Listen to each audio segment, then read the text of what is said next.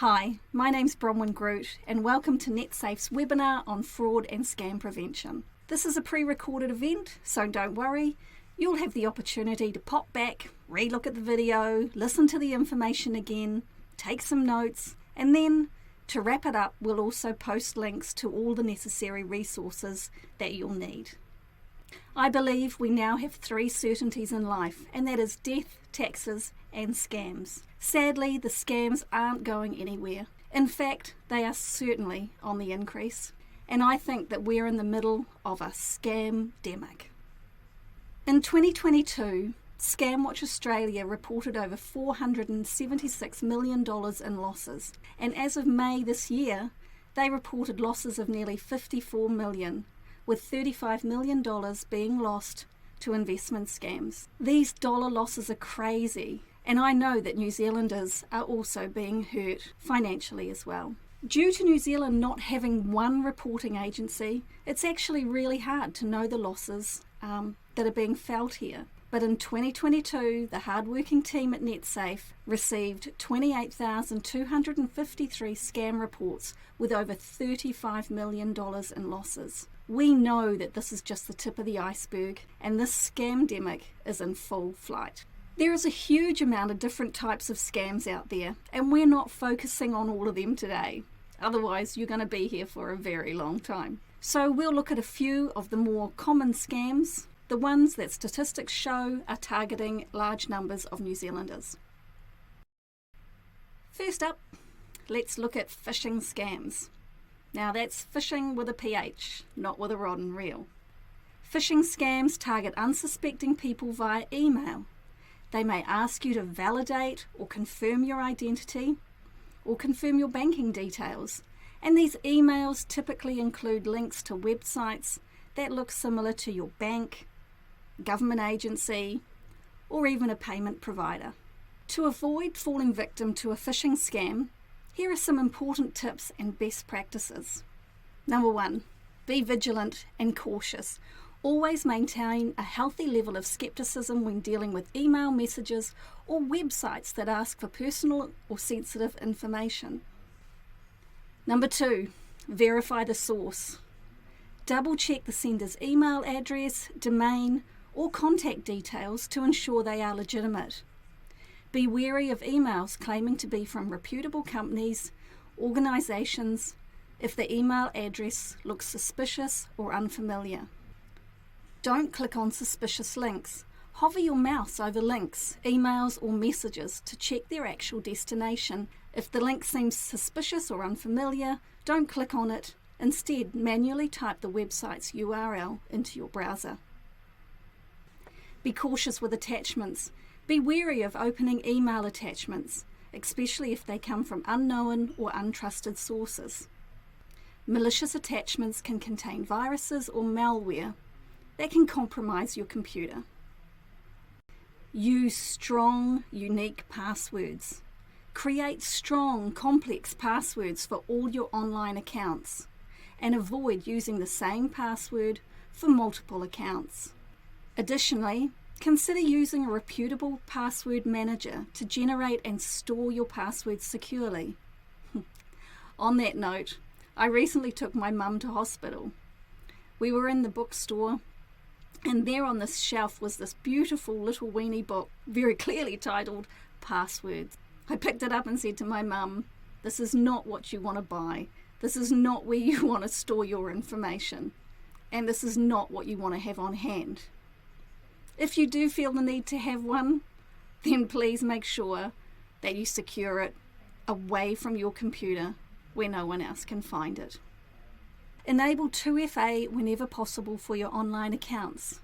This adds an extra layer of security by requiring a secondary verification method, such as a code sent to your mobile device in addition to your password.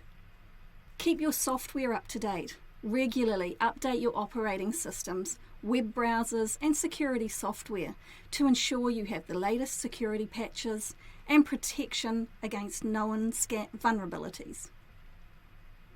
Be cautious with personal information. Avoid sharing sensitive, personal, or financial information via email, text message, or over the phone. unless you have initiated the contact and are confident in the recipient's legitimacy. Educate yourself. Stay informed about the latest phishing techniques and scams. Many organisations and security websites provide resources and examples of current scams to help you recognise and avoid them. Trust your instincts. If something feels off or too good to be true, trust your gut instinct. If you're being pressured to act urgently, stop and think. Take a deep breath. Even walk away for a bit.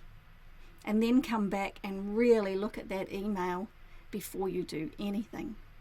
Remember, your bank, police, IRD or other government agencies will never email you asking you for personal banking details. Let's move on to phone scams. A lot of people have said to me over the years, well, I can't be scammed because I don't have a computer. I've then asked them, have you got a mobile phone? Have you got a landline? Have you got a front door? We are all vulnerable to scams, all of us. The right scam just has to find the right person at the right time. Actually, some of the biggest scams are over your phone, mobile or landline. There are a lot of scams at the moment that are pretending to be from your bank, especially your bank's fraud team. Now these scams are pretty scary because right from the start they incite fear. They say that your credit cards have been used fraudulently or that money is being taken out of your bank account. Of course, you immediately panic. Once you start panicking, you stop thinking clearly. So, if you receive a phone call from someone claiming to be from the fraud team of your bank or a government official, here are some best practices to follow. Stay calm. Scammers often try to create a sense of urgency or panic to exploit you. Take a deep breath and try to remain calm throughout the conversation. Verify the caller's identity. Ask the caller for their name, department, a contact number, and then hang up and call your bank's official customer service number using a trusted source, such as the number on their website or the number on the back of your card, bank card. Use this opportunity to verify if the call was genuine. Never share personal information. Avoid providing any personal or sensitive information over the phone, such as your bank account number, your login ID, and never divulge your two-factor authentication code to anyone. Legitimate bank representatives would not ask you for this. Beware of phishing attempts. Scammers might try to trick you into revealing personal information or login credentials by claiming there is a security issue with your bank. Remember that banks typically communicate such members through secure channels such as internet banking or secure messaging through your online banking account. And sadly, don't trust caller ID. Scammers can manipulate or spoof caller ID to display a legitimate looking phone number. Even if the caller ID appears to be from your bank, it doesn't guarantee the authenticity of the call. Consult the official bank channels. If you're uncertain about the call, visit your bank's official website or app and check for any relevant alerts or messages. Banks often inform their customers about ongoing scams or fraudulent activities through these channels. Report the incident. If you determine that their call was indeed a scam attempt, report it to your bank's fraud department and provide them with any relevant details. Remember, it's better to be cautious and skeptical when it comes to sharing personal information over the phone. Your bank's genuine representatives will understand your concerns and appreciate your commitment to security. While we're still on phone scams, let's take a look at smishing or SMS scams. To avoid falling victim to smishing scams, follow these tips. Be skeptical of unexpected messages. If you receive a text message from an unknown number or sender, be cautious. Avoid clicking on links or responding to messages from unfamiliar sources. Verify the sender's identity. If you receive a message claiming to be from a reputable organisation, double-check the sender's information. Legitimate institutions typically use official contact channels and provide specific details about the purpose of the message. Don't share personal information. Be cautious about sharing sensitive information via text message. Legitimate organisations usually don't request personal details like passwords, IRD numbers, or credit card information this way. Be cautious of urgent or alarming messages. Scammers often use fear or urgency to manipulate victims. If a message creates a sense of urgency, asking you to take immediate action, or threatening negative consequences, it could more than likely be a smishing attempt. Don't click on suspicious links. Avoid clicking on links in text messages unless you can verify their legitimacy. Hover over the link without clicking, and that will show you where the destination of the URL is going. If it looks suspicious or leads to an unknown website, don't proceed. Don't reply to suspicious messages. Engaging with smishing messages by replying can indicate that your number is active, making you a potential target for further scams. Ignore and delete the suspicious messages. Be cautious of prize or lottery messages. If you receive an unsolicited message claiming that you've won a prize or lottery, be skeptical. Did you actually enter that lottery? Legitimate organisations typically don't notify winners via random text messages. We are seeing a lot of SMS scams pretending to be from New Zealand Transport Authority, saying that you owe a toll or that your car rego is due. And the other biggie is pretending to be from some sort of courier, saying that your package is due and you have to pay a fee. Install security software. Consider using reputable security software on your smartphone to detect and block potential SMS threats. These applications can help identify malicious links or block suspicious messages. Update your operating systems and apps. By keeping your device's operating systems and apps up to date helps protect against known vulnerabilities that scammers may exploit. Remember, scammers are constantly evolving.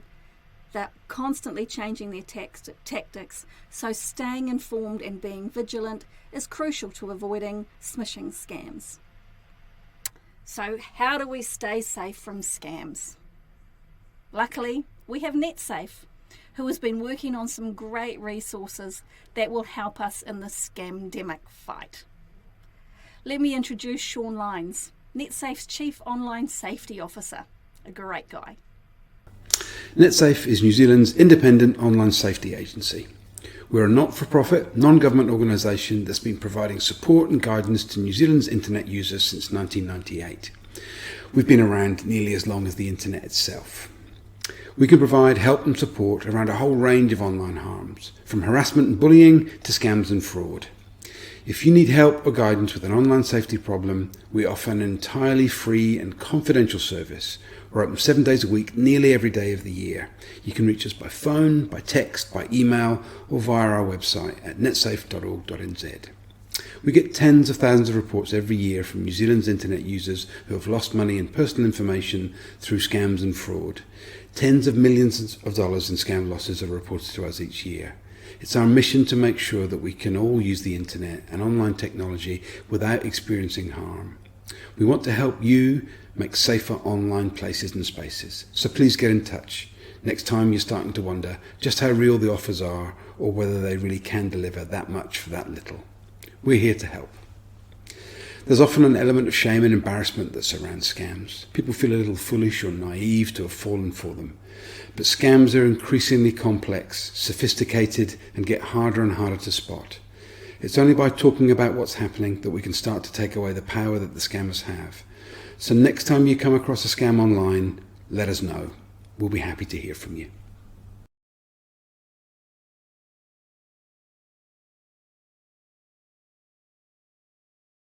To help you understand a little more about the scam and fraud landscape, Netsafe, together with Te Ara Ahunga Ora, the Office of the Retirement Commission, have released the Little Black Book of Scams. It's an updated version of this downloadable booklet that gives you valuable insights into how scams work, what to look out for if you think you might be caught in a scam, and what to do if you've fallen victim, and the various agencies where you can report those scams to.